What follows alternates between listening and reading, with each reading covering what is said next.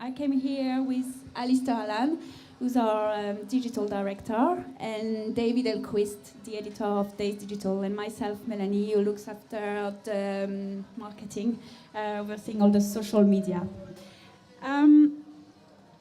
Dazed Digital is part of Dazed Group, which is an independent fashion publishing house founded 20 years ago by Jefferson Hack and Rankin. They first started with the print, with Dazed and Confused, and now we also have two biannual or high-end fashion magazine, Another Man and Another. But let's start with Dazed Digital. It's in 2006. This is when Dazed ventured into the digital world with the launch of Dazed Digital. It's a style and use-oriented website that we update every day with content from like music, fashion, photo, art, articles. We've got a worldwide audience. We get 500,000 visits per month and get 3 million impressions per month. In September last year, September 2010, we relaunched the site. We changed our design. We built the site with HTML5, so we got like infinite scrolling, which gives the audience to browse for hours. We have at Dazed a very, very huge social media network following.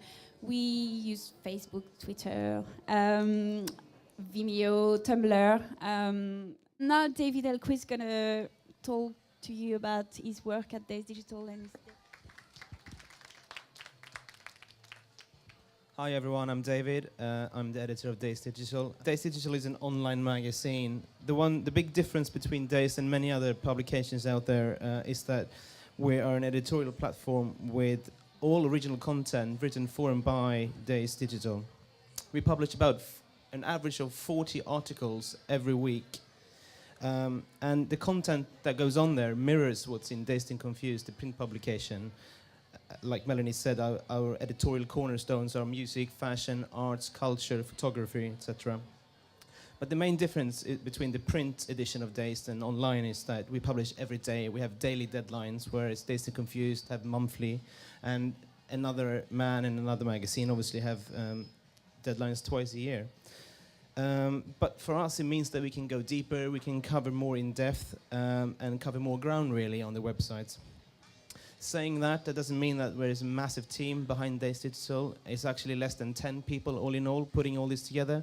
It's obviously the three of us here, and Melanie and Alistair has a couple of assistants. There is a web developer, there's a web designer, etc. And that's about it really.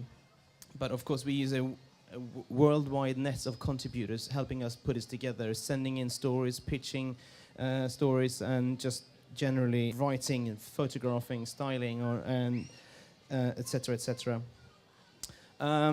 It's not so much that we're trying to compete with what Dazed and Confused does, it's more about completing what they offer. Sometimes we're also part of the digital communication between Dazed and Confused and you guys, our audience. This here is an example. It's still open if you want to join actually. It's Robbie Spencer, who is the menswear editor at Dazed and Confused, is looking for models for his shoot, which is going to go into Dazed and Confused later on this year, and he's using Dazed Digital, Facebook, Twitter, all our social media to reach out to you and to find people who's willing to participate. But there is one area of fashion photography where Dazed Digital actually carry the torch and where we're at the forefront of photography, and that's during Fashion Week. There is basically a Fashion Week going on or happening somewhere around the globe every single week these days. But the ones to watch are, of course, women's ready-to-wear, haute couture, and menswear. New York, Paris, Milan, and London. And every city, as you all know, show twice a year. It's spring, summer, and also winter. And at Dazed Digital, we cover all of these. It's a constant highlight on the site and a massive traffic driver for all of us. Last time around in February, we covered over 200 shows in all of these 4 cities. Now, the way we do this is fairly unique to Dazed Digital. There is, of course, plenty of websites and magazines, for that matter, who is dedicated to showing imagery and reviews, etc., from Fashion Week. But the coverage on Dazed Digital consists of a backstage photography, a brief interview with the designer happening right after the show, and a short recap or write-up of the show. And the idea is really to give you, as the readers, the viewers, and something that you don't normally see, an angle to fashion that you don't normally come across. It's the backstage craziness, it's the relaxed models, it's the off-guard designers, the hectic makeup artists, the screaming security, etc., which you don't actually see when you just look at a normal catwalk image of Fashion Week. They're also shot from a distance, so you don't get a good view of what's happening up there. It's not very clear, really. We, on the other hand, we shoot up close, catching all of the details of what's happening on and off the catwalk. Meanwhile, while all this is happening, I'm sitting up front and taking notes of the show. And afterwards, slip backstage, as I said before, track down the designer and steal a minute or two of his time. It's quite busy there. The result is exclusive coverage and an extraordinary view for you, the audience. The team going to these shows changes from week to week. I personally go to Florence, Milan, Paris for the menswear shows, and to New York, where you can get both menswear and womenswear. Often there's one photographer who will come and do the whole run with us, 4 weeks in one go if you do ready to wear. This is good for us because it enables us to start and keep a photographic aesthetic throughout Fashion Month. For example, many of these shots is taken by Dazed Digital freelancer called Morgan O'Donovan. The thing with shooting backstage, whether it's for Dazed or for Elle or Vogue, is that the actual photography is only one small part of it. Getting there, getting past the security, staying inside, getting your camera out in the right moment, shooting the first looks, catching the beauty, getting the right models, and capturing the signature looks of a show is actually, it's very tricky. And it's all very difficult, but you might have to lie, cheat, or steal to get in, but get in is what you have to do and shot it. And it can be the same for the writer as well, for that matter.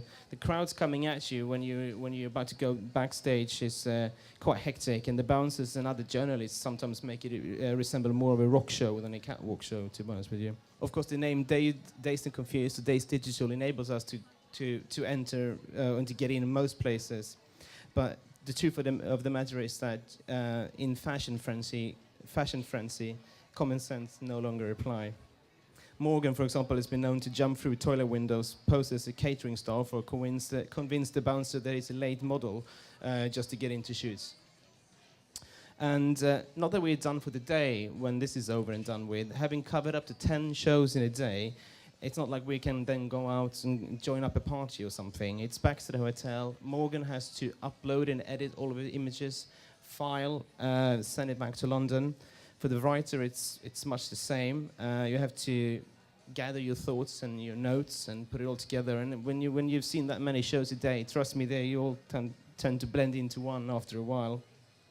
Once you've transcribed the interviews and put it together with your show report, filed it back to London, someone has to make sure that it goes up 10 o'clock in the morning the day after. And starting at 9 o'clock, 8 or 9 in the morning, you often don't finish till 2 or so in the morning as well. But it isn't just the 4 major fashion capitals that we cover at Dazed Digital. And this approach to young talent is evident in all subcategories on Dazed Digital. This here is a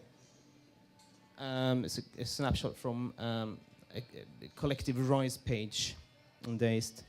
And since we're talking a bit about photography as well, the photography section, and especially the Rise profiles, is a good example of this. The term Rise is something that's lived with Dazed and Confused in the magazine, online for quite some time.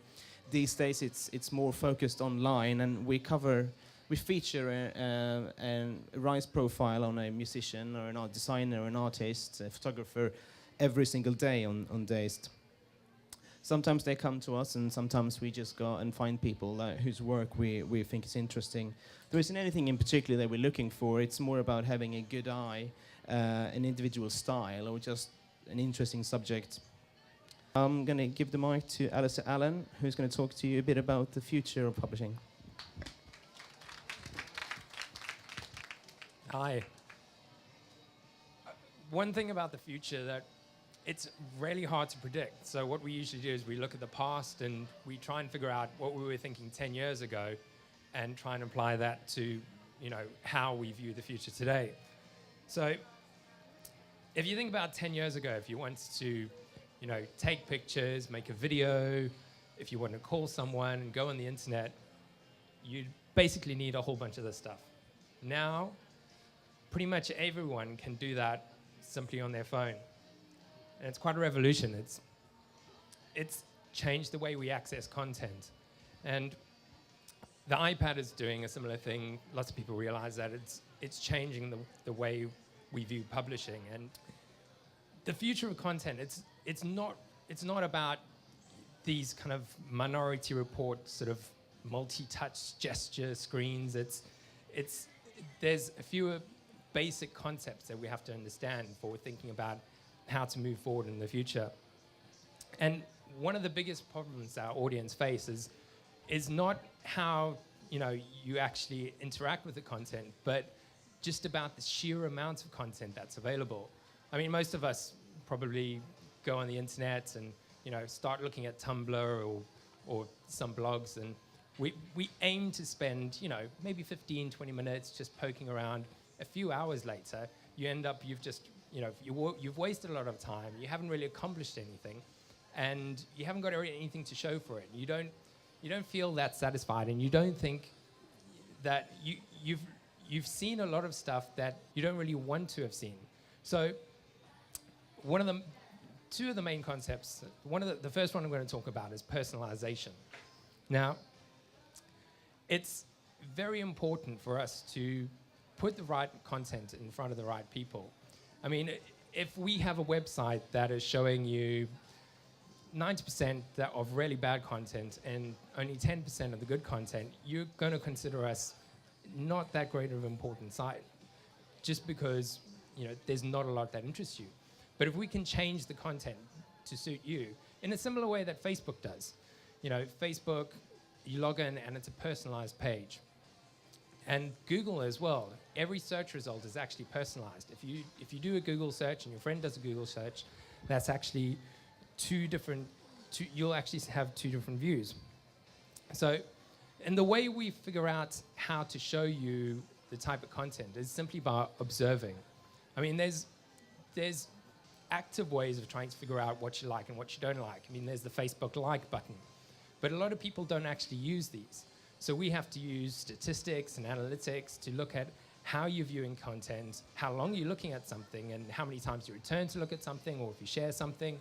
We look at, when we have an article, we can tell how many words are in the article, and we can tell how long you spend on a page. So we can actually figure out if you've spent enough time on the page to actually read the article or not. And we do similar things with images and so forth, so we can actually figure out who's liking what and so forth. The next big thing is what we call contextualization.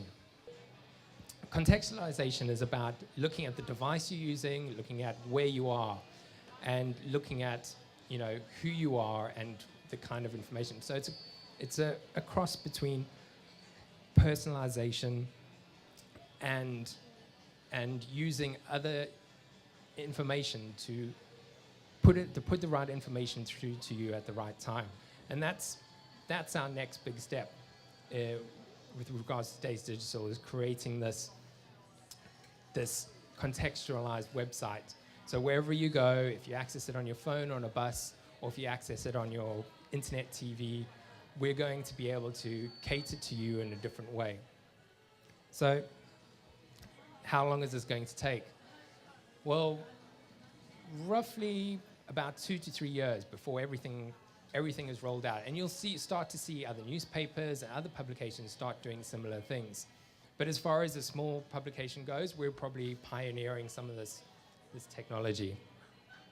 Thanks everybody for coming this evening. I hope you enjoyed the talk. Thank you once again to Dazed Digital and Topshop for hosting this.